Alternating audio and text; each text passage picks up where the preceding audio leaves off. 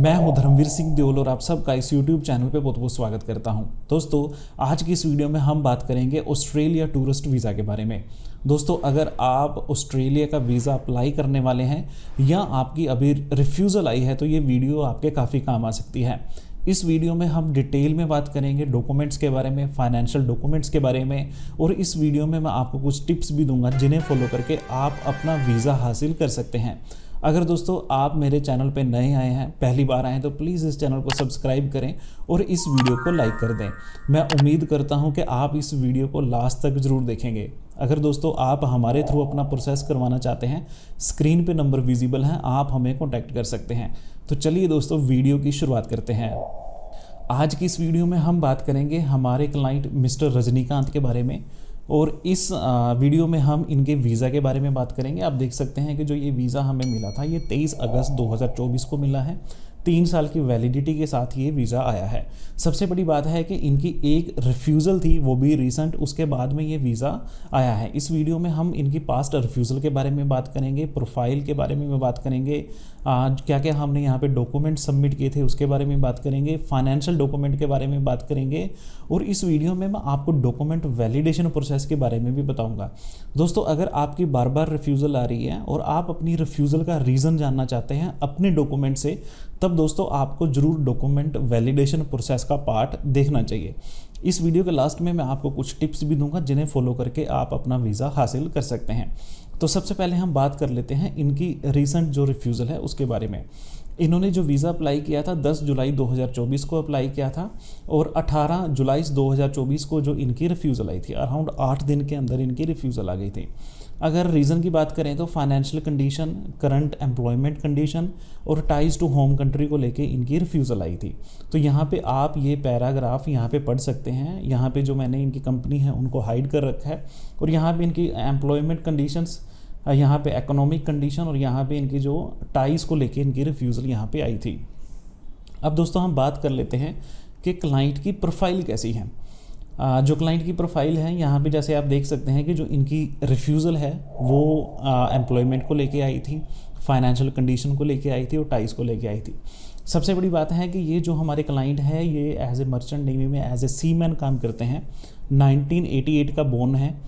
इनकी अभी रिसेंटली शादी हुई है, और seaman as a working as a seaman काम करते हैं, और काफ़ी अच्छी ट्रैवल हिस्ट्री है। अराउंड काफ़ी अच्छे देशों के इनके पास वीज़ा हैं, और काफ़ी अच्छी इनके पास एम्प्लॉयमेंट हिस्ट्री है। ऐसा नहीं है कि ये अभी इन्होंने जस्ट ज्वाइन किया है, तो इनकी काफ़ी पुरानी जॉब है और स्टेबल जॉब है।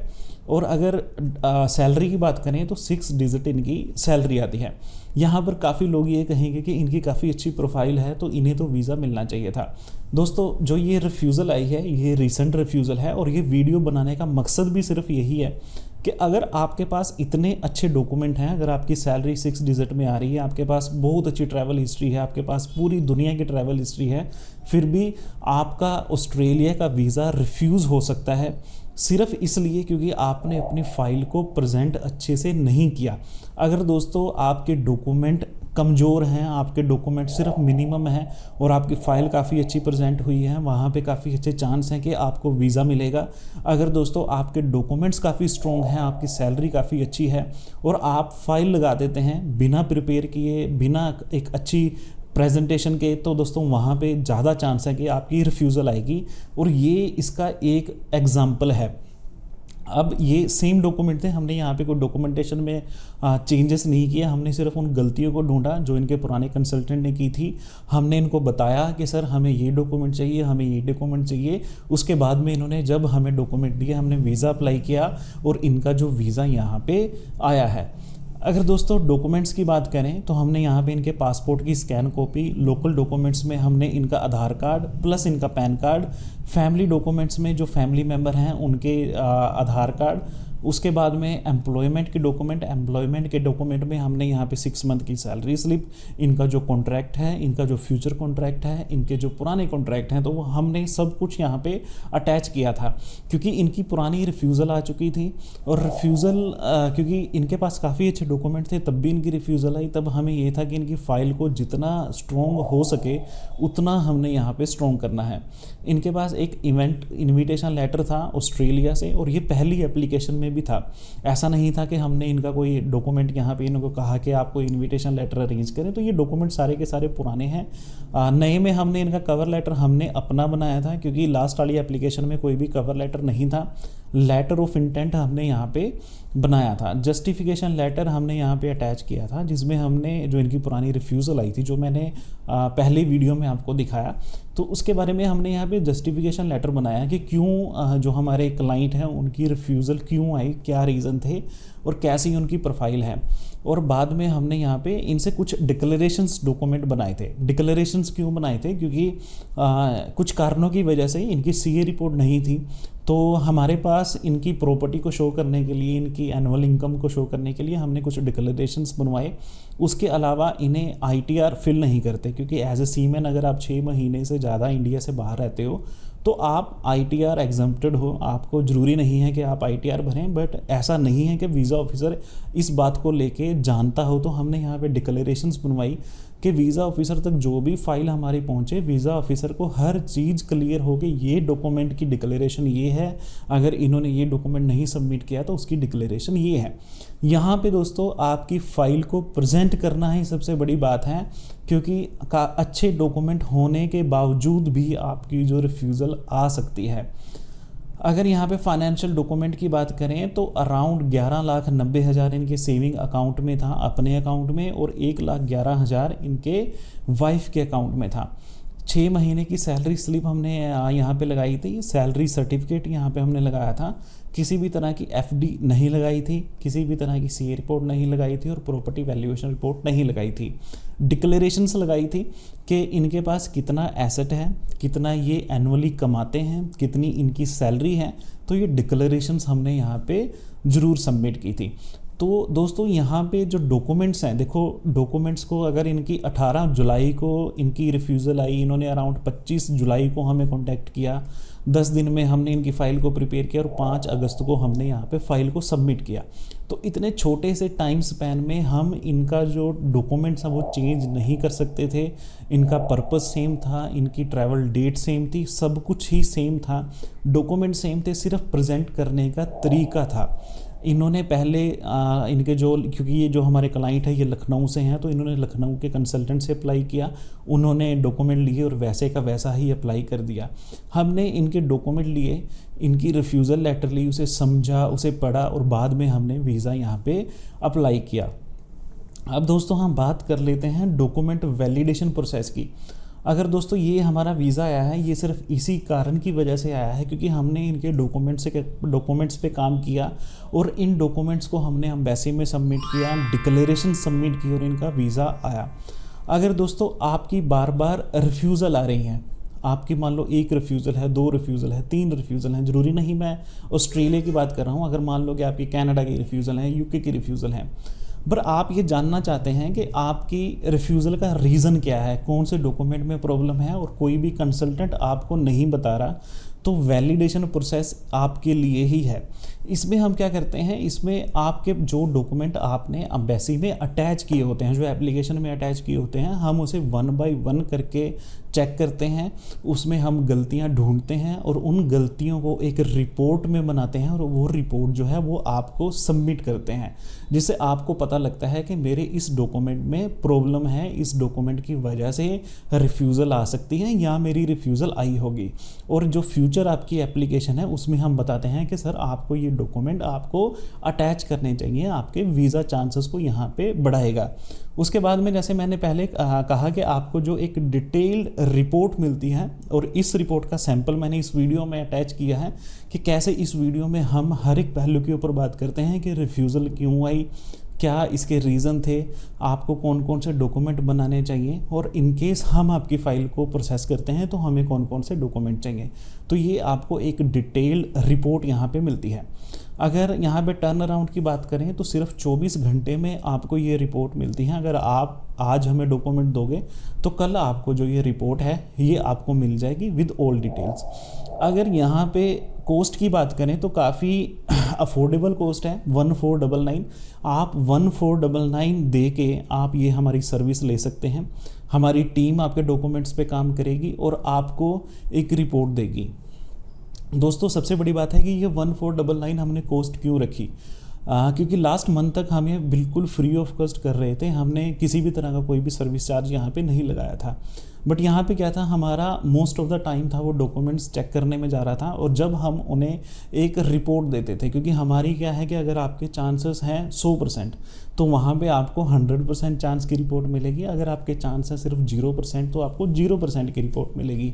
तो वहाँ पे क्या हो रहा था कि वहाँ पे काफ़ी ज़्यादा हम टाइम अपना इसे यूटिलाइज़ करते थे, क्लाइंट्स के डॉक्यूमेंट चेक करते थे, और जब हम उन्हें रिपोर्ट्स भेजते थे, उन्हें बताते थे कि सर आपके वीज़ा के चांसेस इतने हैं, तो वो जस्ट वहाँ से जो है हमें कांटेक्ट नहीं करते थे या फ़ोन नहीं करते थे, हमारा फ़ोन नहीं उठाते थे, तो काफ़ी तरह से वो जस्ट अपने जो प्रोसेस है उसे इग्नोर कर देते थे। तो अच्छी बात है, अगर आपके कम चांस है तो आपको वीज़ा के लिए अप्लाई नहीं करना चाहिए, बट यहाँ पे हमारा जो टाइम था वो काफ़ी यूटिलाइज़ हो रहा था। तो यहाँ पे हमने 1499 फीस रखी है, जिससे हम अपना टाइम की एक वैल्यू निकाल सकें और आपको एक रिपोर्ट दे सकें। अगर दोस्तों आप हमारे थ्रू अपना जो वैलिडेशन का प्रोसेस है वो करवाना चाहते हैं, तो आप हमें व्हाट्सएप पे या ईमेल आईडी पे आप हमें डॉक्यूमेंट सेंड कर सकते हैं। बट शर्त सिर्फ एक है कि आपके पास सारे के सारे डॉक्यूमेंट्स होने चाहिए जो आपने सबमिट किए थे। इन केस आपने किसी कंसल्टेंट्स के थ्रू अपनी फ़ाइल लगवाई है, तब दोस्तों आपके पास जो डॉक्यूमेंट्स हैं जो आपके कंसल्टेंट ने दिए थे, उसमें एप्लीकेशन फॉर्म हो सकता है, उसमें कवर लेटर हो सकता है, आइटनरी हो सकती है, तो वो डॉक्यूमेंट भी हमें चाहिए। इन केस आपके पास कोई डॉक्यूमेंट नहीं है या ना ही आपके कंसल्टेंट हैं उन्होंने आपको डॉक्यूमेंट दिए हैं, तब दोस्तों आपको इस सर्विस का कोई फ़ायदा नहीं है। तो आई होप के जो अगर आपकी रिफ्यूज़ल आ रही हैं और आप रिफ्यूज़ल का रीज़न जानना चाहते हैं, तो आप ज़रूर हमारी ये सर्विस ज़रूर लेंगे। अब दोस्तों हम बात कर लेते हैं tips and tricks for the same age and in case अगर आपकी भी रिफ्यूज़ल आई है। तो अगर ऑस्ट्रेलिया की बात करें तो पॉजिटिव ट्रेंड है। अगर थोड़ी सी इसमें चेंजेस हुई हैं, चेंजेस क्या है कि जैसा आप सब जानते हैं कि 28 अगस्त को IRCC ने स्टेटमेंट दी थी कनाडा को लेके। उस स्टेटमेंट की वजह से थोड़ी सी फ्लक्चुएशन हुई है रिज़ल्ट में, काफ़ी लोगों को नेगेटिव रिज़ल्ट आया है सेम डे पे, और ये पूरी इंडिया के साथ पूरे वर्ल्ड के साथ हुआ है कि सेम डे पे मैक्सिमम जो फाइल हैं वो रिफ्यूज़ हुई हैं। ये एक टेम्परेरी रहेगा, अराउंड 5-7-10 दिनों के बाद ये ठीक हो जाएगा। ओवरऑल ट्रेंड की बात करें तो पॉजिटिव ट्रेंड है, क्योंकि कम से कम 3 या 4 साल के बाद ऐसा ट्रेंड आया था ऑस्ट्रेलिया को।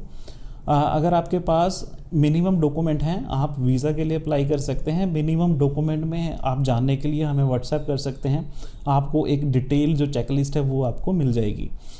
अगर दोस्तों आप रिफ्यूज़ल से डरते हैं तो आप किसी भी कंट्री के लिए वीज़ा आपको नहीं अप्लाई करना चाहिए, क्योंकि जो रिफ्यूज़ल है ये प्रोसेस है, इमिग्रेशन का प्रोसेस है।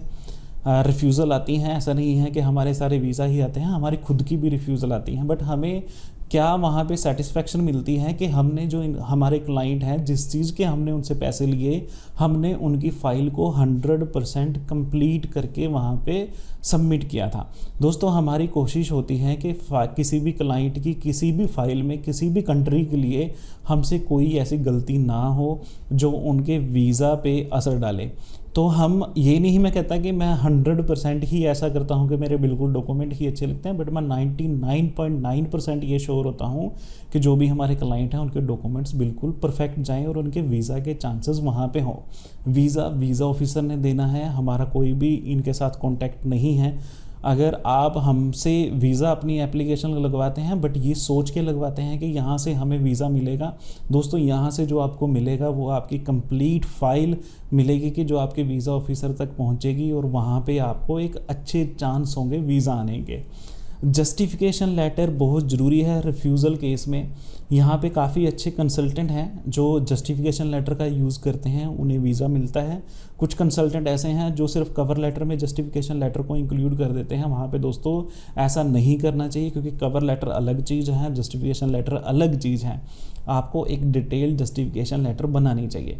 हमेशा अपने कंसल्टेंट को स्कैन डॉक्यूमेंट ही प्रोवाइड करें, अच्छे स्कैनर से स्कैन करवा के डॉक्यूमेंट को आप यहाँ पे उन्हें भेजें, जिससे जो डॉक्यूमेंट है वो रीडेबल हों, और जब आपकी फ़ाइल वीज़ा ऑफिसर तक पहुँचे तो वहाँ पे भी डॉक्यूमेंट आपके अच्छे लगें।